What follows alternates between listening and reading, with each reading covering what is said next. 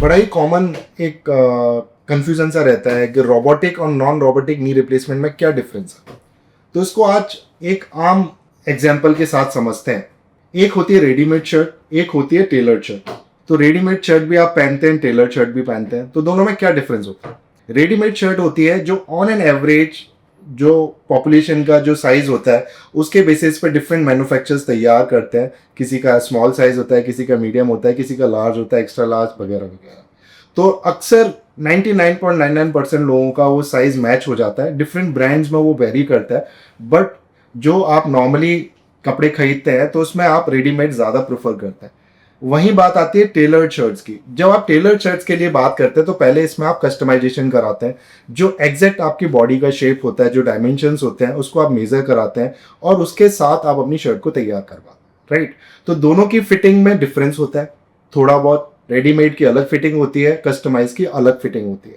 तो सेम चीज आपके रोबोटिक और नॉन रोबोटिक नी रिप्लेसमेंट को समझ सकते हैं। इससे नॉन रोबोटिक नी रिप्लेसमेंट को, जिसको कन्वेंशनल नी रिप्लेसमेंट बोलते हैं, उसमें एक एवरेज डायमेंशंस को कंसीडर करके आपके नी को रिप्लेस किया जाता है। बिकॉज हर पॉपुलेशन का एक dimension generally on an average same ही रहता है और वही डायमेंशंस को हम रिप्लिकेट करते हैं जब नी सर्जरी को रिप्लेसमेंट को करते हैं। तो उसमें हमारे पास एक वेरिएशन होता है साइजेस का, form various A B C D वगैरह वगैरह डिफरेंट साइजेस होते हैं। तो वो एक पूरा असेंबली होता है और ऑन टेबल डिसाइड किया जाता है कि आपके नी को क्या फिट कर रहा है।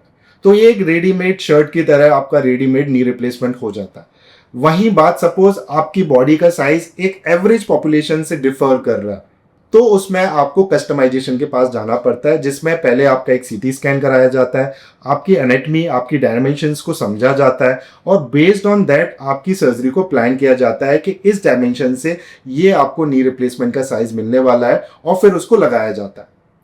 तो फायदा तो होता है इसमें, लेकिन हर किसी को फायदा नहीं होने वाला है। जो नॉर्मल एवरेज इंडिविजुअल्स हैं, जिनकी हड्डियां, जिनके नी जॉइंट की डिफॉर्मिटी नॉर्मल होती हैं या विद इन नॉर्मल डायमेंशंस के अंदर होती हैं, जो आम जनता के बराबर होती हैं, तो उसमें रोबोटिक का बहुत ज़्यादा कुछ फायदा नहीं होने वाला है। लेकिन हाँ, कुछ पेशेंट्स होते हैं जिनका वेरिएशन बहुत ज़्यादा है, जिसमें रोबोटिक का फायदा होता है, क्योंकि आप पहले एनाटमी को चेक कर लेते हैं और based on that you replicate the knee replacement.